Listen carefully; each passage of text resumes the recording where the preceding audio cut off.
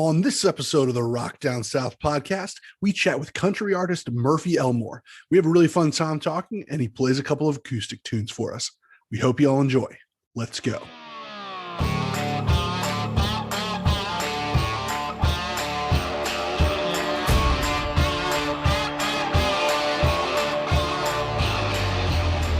Welcome to the Rock Down South podcast. Thank you so much for listening to the show today.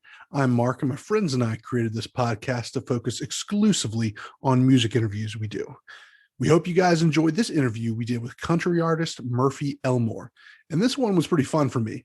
I've actually been listening to Murphy's King of Friday Night EP for years now, and actually have a pretty fun story of how I first heard about it. I also had the chance to see him live a couple of years ago, and he really puts on a great show. We, of course, talk about his music and his career, but we also take a deep dive into talking about rock and heavy metal artists that he listens to. He also has a funny story about running into the lead singer of a popular hard rock band here in Nashville and getting a little bit starstruck. So without further ado, here's the interview. Murphy Elmore, how you doing, man? Man, I'm doing good. How you doing? Doing all right, man. Doing all right. When did you move to Nashville? I know you said you're originally from Alabama.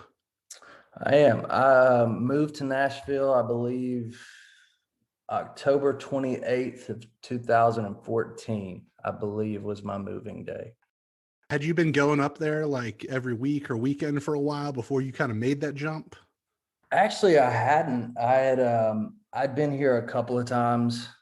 I think the first time I was ever in Nashville was actually on my 21st birthday. And I wasn't up here celebrating my 21st birthday in the normal sense. I was actually up here in the studio for the first time trying to cut some stuff. And at that point, you really don't know what's going to happen with it or if anything. And then fortunately, it ended up on some people's radar. And so I made a couple more trips up here and then ended up being able to make the move probably within that year. When did you start writing music and doing the whole singer-songwriter thing? I started writing when I was around 15 years old. And it was at the time not in an exact serious capacity. I had a love for playing guitar and a love for singing. And the guitar was kind of a recently learned trade. And I don't know, one night I think it was storming really bad. And I was trying to learn some new songs sitting around the house. And I was like, well, I wonder if I could write one.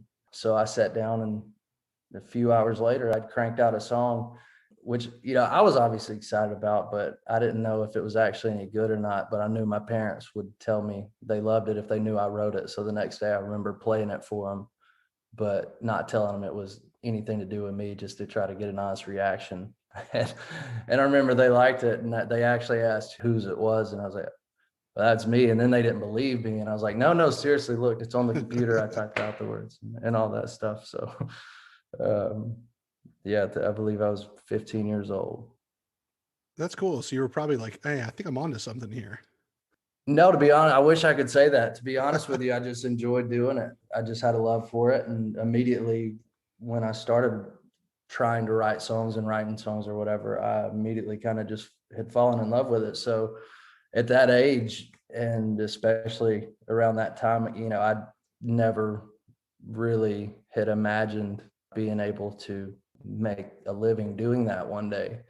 I just kept on doing it while I was trying to figure out what I was going to do in my life, really, and was blessed for an opportunity to present itself and just kept on chasing down after that. And now here we are in Nashville. So did you go to college and play music at all? Or did you just go straight to Nashville, kind of from high school?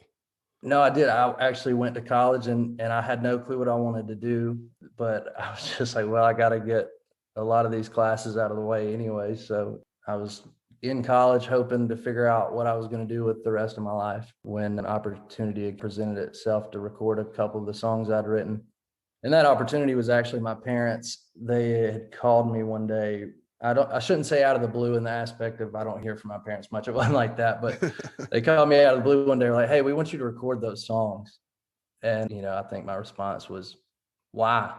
Like what for? And they'd originally were like, well, we'd like to have them. We liked them and we'd like to have them. So would you be willing to do that? And I was like, well, absolutely. I think it'd be a cool experience. But at the start of even that's all it was planned for it to be, because I didn't even really plan it, but all I thought it would be was just a cool experience, and ended up kind of falling in love with that aspect of it too, but ended up opening up some pretty cool roads and pretty cool doors and stuff. So very thankful for my parents for that one, because I thought they were a little bit crazy at the time, but maybe they had a better idea about something than I did. Well, we're certainly glad that they pressured you into maybe recording a few songs, because like you said, here you are now.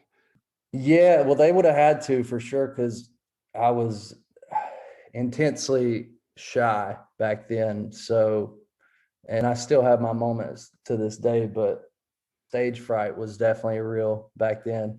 And I shouldn't even say stage fright, because I really hadn't spent too much time on a stage other than in church. But at the time, getting out in front of strangers and playing my own music or singing in front of people was absolutely terrifying at the time. So, like I said, I'm very thankful for them for seeing something and believing in something and kind of pushing me towards it, because they knew how much I loved it. It wasn't like they wanted it for them or anything at all. They just knew how much I loved it, and they thought there was something there. So it wasn't like a bad kind of pressure, I guess. It was just a little nudge in the right direction. It sounds like you have great parents that helped you along with that. And so I actually have a little bit of a funny story about the first time that I actually heard about you. Oh boy, let's hear it. It's not from anything you did, and you weren't even playing a show, to tell you the truth. So the truth of it is, of course, me and the guys like to go to concerts all the time. And my girlfriend at the time, now my wife, her and I went to, I believe it was a Brantley Gilbert concert at Lakewood here in Atlanta, probably 2016. I had my Tahoe there, and I have this massive speaker cooler that my engineering buddy made for me. It's got two massive boot speakers on it. It puts out a whole lot of sound. And so this thing is the party speaker. Yeah, that sounds awesome and dangerous. It's fun, man. It puts out a lot of sound. It's great for tailgates, and tailgating is exactly what we were doing. So I was there with my wife. I think I had a buddy there. I think it was Brantley Gilbert concert. And of course, the people that were sitting next to us, they were hammered. They were absolutely hammered. A lot of these guys are blackout. They were doing crazy, crazy stuff, but I was blasting the music. Of course, they made friends with me. They were digging my tunes that I was playing. They'd come give me suggestions like, hey man, you got to play this. Hey man, you got to play this. And there was a guy who kept coming by me. He's like, hey man, I want you to play Murphy Elmore. I was like, what are you talking about? He's like, I want you to play Murphy Elmore. I was like, dude, I do not understand what you're saying. Can you write that out for me, or can you write that down? That's what we had to do. He was slurring us so bad. He was like, he came up to me like 3 or 4 different times. I'm like, finally, dude, all right, I'll play your song. What do you want to hear? And I'm no more. I was like, dude, I cannot understand what you're saying. Type it in. So he typed it in, of course, on Spotify, Murphy Elmore, I'm Down. And so he played this. I was like, oh man, this drunk guy's getting a hold of my phone and my music. Here I am in front of a bunch of other people, like playing DJ, and he plays it. And I'm like, dude, this song is bumping. And we were enjoying it, man. We enjoyed it. I was like, dude, I'm gonna have to save this artist to my library. And well, that's awesome, man. I'm glad it went that direction versus I'm gonna dislike this guy's music by default because this guy's asked me 5 times to play it and I can't understand what he's saying. These guys are drunk. I think some of them like putting cigarettes out on each other's chests. Like it was crazy. Oh yeah. That's a country music concert if I ever heard one. Oh yeah. So that's how I became introduced to your music. And of course I started playing that EP of yours, King of Friday Night. I was like, man, this is awesome. What are your thoughts of that EP? I know that one's a little bit more on the rock side. Well, am I allowed to say I'm a fan of it? I mean, I know I don't mean to sound narcissistic, but obviously I wouldn't put out something that I didn't personally like and believe in. And I'd always, try to think, if it wasn't actually me like singing, because that would be narcissistic, would I listen to this, and after it gets past, okay, well, I feel this and I can relate to this. And obviously that's how songs get written mostly, is personal experiences or feelings or just perceptions of things. But so after it gets past that checkpoint with the artist per se, so me in this case, then it's got to go to the business part of like, okay, well, are people going to get it?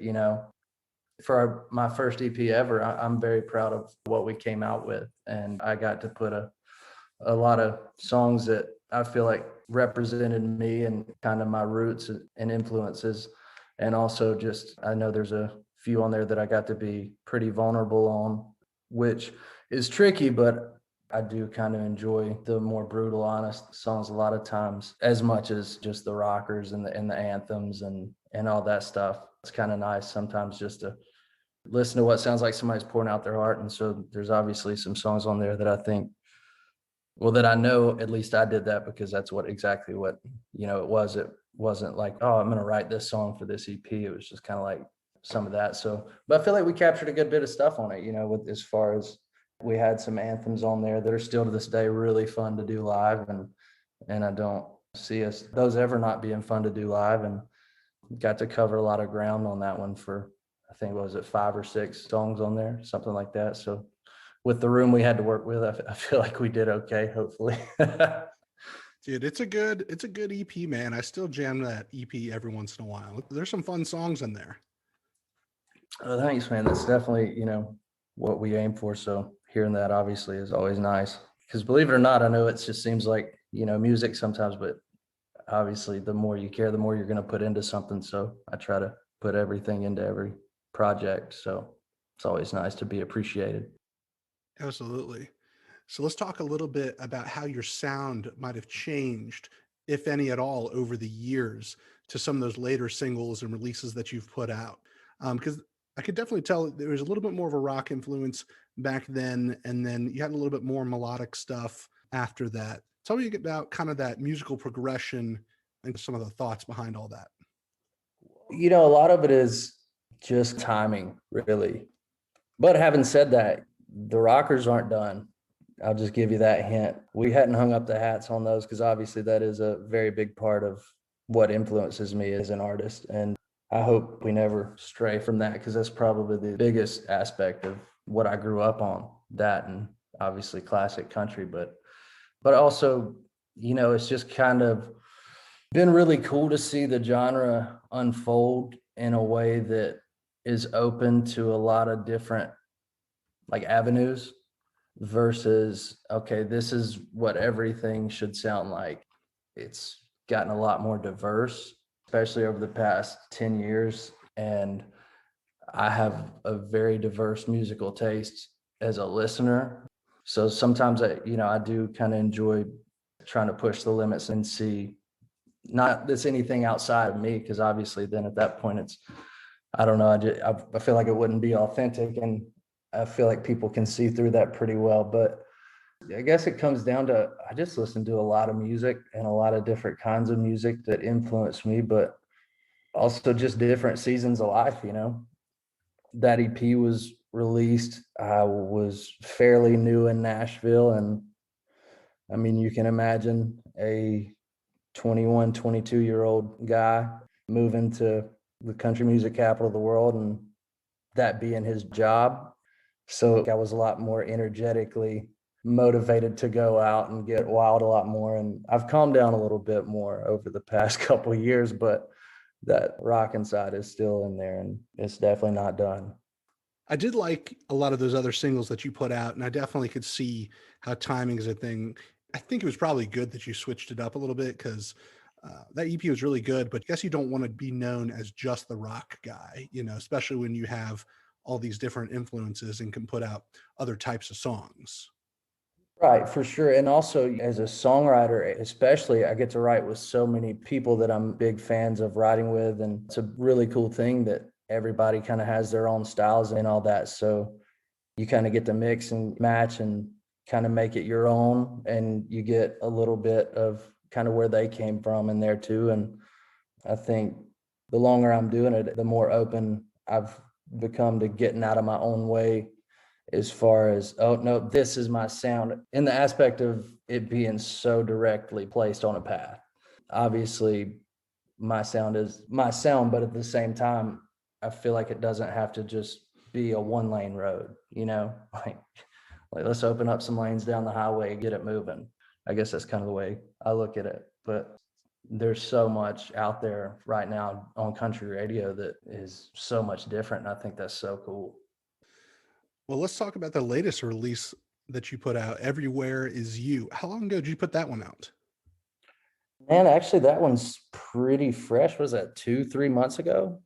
Wrote that probably 18 months or so ago. But I wrote that with a guy named Brian Davis, who is one of the people that I was actually a huge fan of as an artist and a writer long before I moved here. So getting to write with him was obviously really cool for me, and especially that we've been able to work together on a lot of stuff and collaborate on a lot of things. And so yeah, that was about 18 months ago we wrote it, and it was one of those that I loved right off the bat, right from Jump Street. There's obviously always a big part of me that's immediately like, I got to put this out tomorrow. Like, I want it done. Let's record it. Let's go in the studio. But sometimes I dial it back a little bit to make sure it's not just I love it this week. And then I released it, and well, 2 months down the road, I'm not so sure about that, so it's probably frustrating. I know a lot of people I get messages from a lot of people that are 2 months after release, and they're already, well, when are you going to release something else? We're waiting. Like, just hold on. It's not that we don't have stuff. It's that, I'm trying to figure out which ones I want to do next and how long have I wanted to release them. And because I appreciate, everybody that listens, everybody that streams, everybody that does all that. But at the end of the day, I want to do, what's me as an artist while also doing the best I can to get the best music that I can get to them. And so I don't usually make too many snap decisions on immediate releases, or expedited releases. But that one it seems to be going over really well with people. So obviously extremely thankful for that. And production wise, me and my producer were talking and kind of wanted a little more of a classic vibe too. But I think he nailed the production on it, and I couldn't be more proud of the way it came out. And I was excited to get that one out to people for a long time. Dude, it's a good song, man. It's a good song. I Thank like you. that song. Thank And you. that's one of the things I really like about everything that you've put out. I know people kind of have different schools of thought where some people, they cut a song and they want to put it out immediately, and other people, it's a little bit more calculated. And I think it shows with you because all your songs I've heard you put out have been super polished, man. They all sound super, super polished and professional. I like the sound of them. I mean, they sound pretty good. They don't sound amateur at all. Thank you, man. I appreciate that. And a lot of that comes from the teams of people that I'm fortunate enough to work with, from the writers, producers, and all that stuff. Because it's by far not just me. Obviously there is a lot of help behind the scenes of bringing a song to life and getting it out to people. So hands down, couldn't do any of that without those guys. It would not be a polished or well thought out sound if it were just up to me. So I definitely have to give those guys and gals the credit for sure. Any chance we might be able to see a full album in the future from Murphy Elmore? Oh, absolutely. Now, having said that, I'm not sure exactly when we're going to do it. We have enough content to do it, but that kind of goes back to being probably annoyingly meticulous on my part to to try to make sure it's the right time and the right songs and everything. But I know we're about to be going back in the studio soon to go ahead and start cutting some more stuff. And we already have a couple of singles ready to go now that we're planning the release dates for currently. And if everything shakes out all right, we'll have a few more singles drop and then another EP. So that's kind of the current goals for the next probably 12 months of what's going to go down or what we're going to try to get done. Oh, that's fantastic. Can't wait to hear more music from you. Absolutely. And so, like this is the Rock Down South podcast. All of us who run it are huge rock fans. I'm a super big country fan as well, but I listen to a wide variety of rock, from classic rock to heavy metal to 80s rock to modern rock. Oh yeah, I'm right there with you, man. So my question is to you, what do you like to listen to and what are you listening to lately? So this isn't really like an influences question, but what do you kind of like to listen to on the rock side of things? And what are you listening to lately? Well, Bob Seger, big fan. From that to, obviously the AC/DCs and Guns N' Roses and like Ozzy Osbourne. I mean, classic rock. I don't know that there's a classic rock band like from that era that I can honestly say I couldn't find one song that I would love. What about modern rock? Okay, all right, switch gears, modern rock. Oh man, I'm a huge A Day to Remember fan. Love Day to Remember. Yeah, I love A Day to Remember. Asking Alexandria. The original singer, he was in Nashville doing a country thing for a while. Danny Worsnop. Yeah, I ran into him one night and it took a second to realize because it was kind of like I didn't expect that. And I was like, well, I know who that is. And I just kept like probably creepily staring at him, trying to figure it out. And then it dawned on me and I had to go introduce myself. But yeah, I was actually a little bit starstruck on that one because I've been listening to Asking Alexandria since I was 15 years old. But he's just a talented guy. I mean, vocally, the dude is insane. I don't know. Honestly, I just don't know how he does what he does in the different ranges that he does it. But he's a blessed guy for sure. What do you listen to, like, if you want to like work out and get super pumped up? Man, well, let me pull up my playlist right now. I've got on my workout playlist as of now, I've got Our Last Night, Fame on Fire, Red Jumpsuit Apparatus, A Day to Remember, Jimi Hendrix, Kid Leroy, Mechanics Wanted. They're a more recent find, but big fan of some of the stuff they're doing. Big fan of everything I've heard.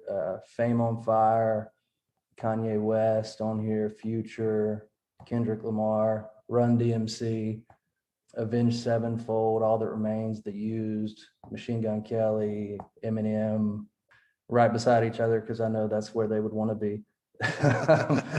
Kid Rock, AC/DC, you got Linkin Park on here. They're obviously legendary group, and 30 Seconds to Mars, My Chemical Romance. I mean, Fall Out Boy, and 3 Days Grace, Shinedown. Man, like I said, I've got quite the list on here. Breaking Benjamin, Disturbed, Falling in Reverse, Bring Me the Horizon, Rage Against the Machine, The Offspring. I mean, it's a long playlist, but that's kind of my workout playlist for these next couple of weeks.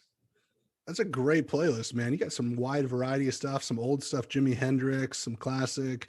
You got some stuff that's probably a few years old, like the Sevenfold. And then you probably have some Falling in Reverse, like you mentioned, that's a little bit more modern and heavy. That's why it's such a tough question to me when somebody's like, who's your favorite? It depends on the week. Depends on, depends on the season. But like I said, man, I just really love music, to be honest. And it always fascinates me to hear how people perceive things and the way that they present an idea or lyrics that, kind of are like, man, that's so awesome. I love it when I hear something that is almost so off the wall that I don't even understand where their head was at when they went there, but I'm glad they did. That was awesome. That was really cool. All right. So it sounds like Murphy is going to play a couple of songs for us. If y'all let me. Yes, sir. I'd love to. I'm going to start y'all off with my latest single that we released a couple months back. And first of all, before I play it, I want to say thank you to everybody who streamed it and spread the word about it. And I appreciate all the love and support. The song's called Everywhere Is You.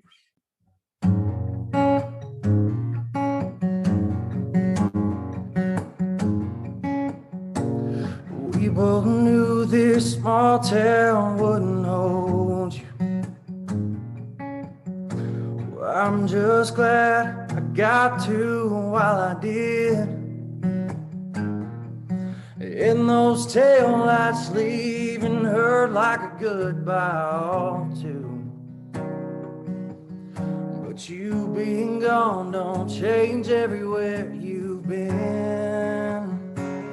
Girl, I swear, every old back road you're on it. Right there, rocking out, free falling. Every turn, girl, is memory lane. It turns out, girl, you ain't so easy to shake when everything I see your name's on. Ain't no part of this town you don't own since you've been gone. girl, to tell you the truth, I can't go anywhere, 'cause everywhere is you.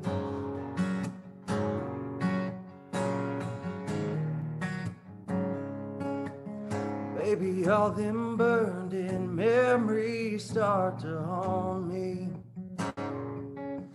When I close my eyes, you're right there with a kiss. And I wish I could say you're only there in my dreams, but you never leave my mind, and I don't think you ever will. And girl, I swear, every old back road you're on it, right there rocking out, free falling. Every turn goes memory lane. It turns out, girl, you ain't so easy to shake. When everything I see your name's on, ain't no part of this town you don't own. Since you've been gone, girl, to tell you the truth, I can't go anywhere, 'cause everywhere is you. Oh, baby, everywhere is you.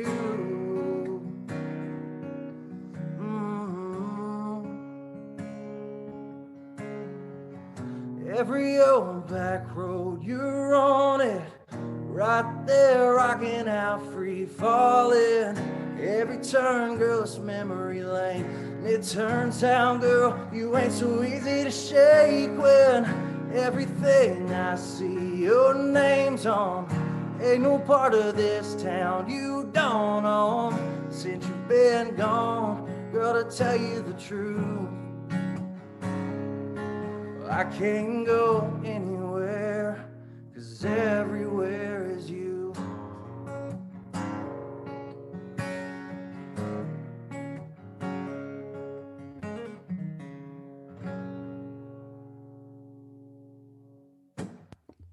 All right. That sounded fantastic, man.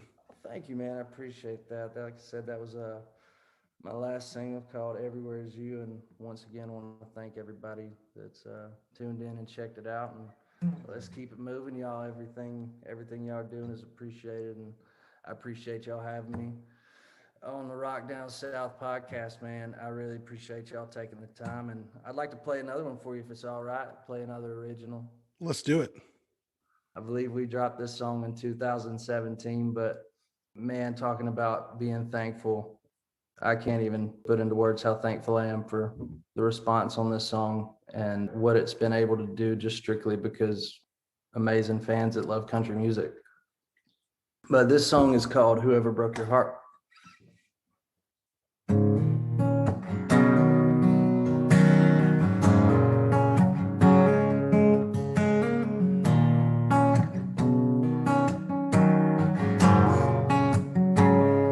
I kinda wanna thank him, but I kinda wanna knock him out.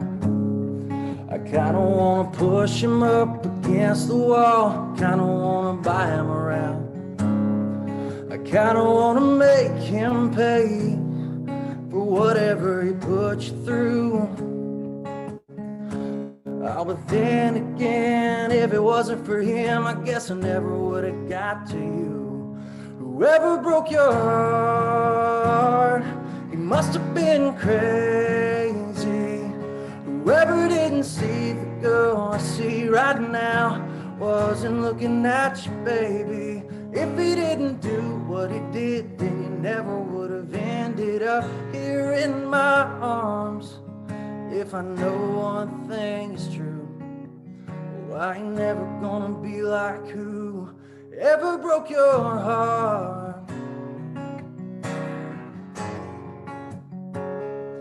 Well, I don't even know his name, but I got a couple for him. Yeah, I don't know what he was thinking, what he was drinking, but he must have kept pouring. 'Cause nobody in their right mind would have ever said goodbye to an angel like you. Yeah, there's there's a lot of things I'd like to say to whoever broke your heart. He must have been crazy. Whoever didn't see the girl I see right now wasn't looking at you, baby. If he didn't do what he did, then he never would have ended up here in my arms. If I know one thing's true, yeah, I ain't never gonna be like who ever broke your heart.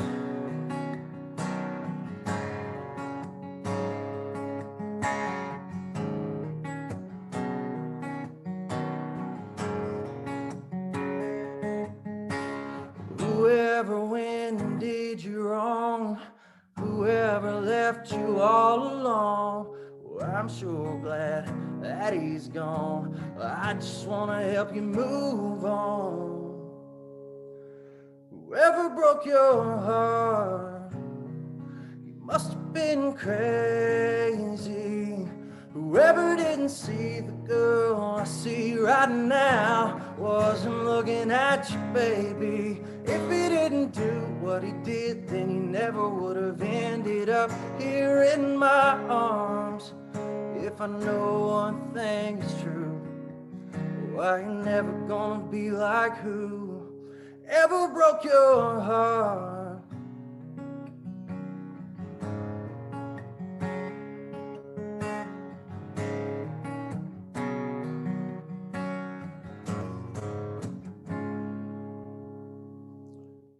All right. So these next three questions are what we close with and ask everyone. So you can answer these as quick as you want or as slow as you want. Really, whatever comes to mind, whatever's on your heart. So, first question: what would you tell your 21-year-old self? Whew. Dial back on the throttle. You'll be in Nashville for a minute. Don't try to experience all of Nashville in a 2-year, 3-year time. All right. Second question: what are you drinking lately? And if you don't drink alcohol, it could be anything refreshing that you like to drink. Well, I mean, I do drink alcohol. I haven't recently, with the time of the year, it's summertime's right around the corner, and I'm usually in the gym as much as I can be this time of year. So recently, my drink of choice is just boring old water. But I'm a Jack Daniels and Sprite man usually. Jack Daniels and Sprite. Okay. Are you getting into any seltzers or do you drink any beer? I don't. I wish I did. I wish I liked beer. And it's not that I don't like beer. For some reason, I get a headache like immediately when I start drinking beer. I don't know why. And it was like something that kind of started happening more recently over the past couple of years. It was just like kind of overnight. My body was like, yeah, we're not going to really tolerate that anymore. But having said that, sometimes I enjoy having a cold beer from time to time. I just got to make sure I have some ibuprofen on me because I'm going to get a headache immediately if I don't. So it's like I love pizza, but now I've gotten to an age where I get heartburn if I eat pizza. But I'm still going to eat pizza from time to time. I'm just better have some Tums or something when I do. Pro move with the Tums. There you go. All right. So, as you know, this is the Rock Down South podcast. So, what is something that you love about the South? And you can label off a few things if you like. I love the people here. I love the people, and I love how much slower things move. I'm just, a small town guy from Alabama, and obviously I'm in a city now in Nashville, and it's not quite as slow moving as where I grew up, but I do love the people that you just like interact with on a day to day. And it's not that there's any less love for people in other parts of the country, but I feel like the small town vibe of even if they don't know you, they're still going to stop and talk and be conversational. I feel like in a lot of other places, just walking down the street, you're not going to have a lot of people stopping to just tell you a random story or something. And granted, everywhere is different, but I love the attitudes of people down south and how laid back everybody seems to be. Couldn't agree more. Hey, thank you so much, Murphy, for being a part of the podcast today. Man, thank y'all for having me. Absolutely. Where can people find and connect with you online? And what do you have in the works that people should know about? I know you mentioned a couple singles that may come in the future. Yeah, we've already have the next single done that we're going to be releasing. It's a song called Drop Dead Dangerous that I wrote with a good friend of mine, Mr. Brian Davis, and another good friend of mine, Miss Vicky McGehee. And they're both insanely talented songwriters. So I appreciate them writing that with me because they really brought it to life. But we have that coming out soon. And then we have a very exciting, well, I'm very excited about it. It's my first collaboration song. And I can't give too many details away about that one yet because it's not finished yet.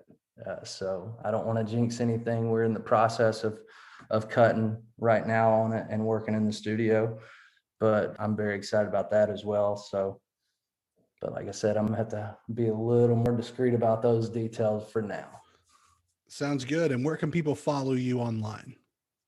We're on Instagram at Murphy Elmore, Twitter at Murphy_Elmore, Facebook.com/Murphy Elmore. About to have our website revamped a little bit, and pretty soon over the next few months, we'll have merch available online and all that stuff, since we're not touring as much right now, but still want to be able to interact with everybody and do all that stuff. So we're working on revamping that and getting all that updated. And I'm going to start TikToking soon. I have a TikTok account. I haven't posted anything yet, but there'll be content on TikTok soon at TikTok Murphy Elmore. So, or you can find me walking around Nashville, Tennessee, or somewhere around Birmingham, Alabama from time to time.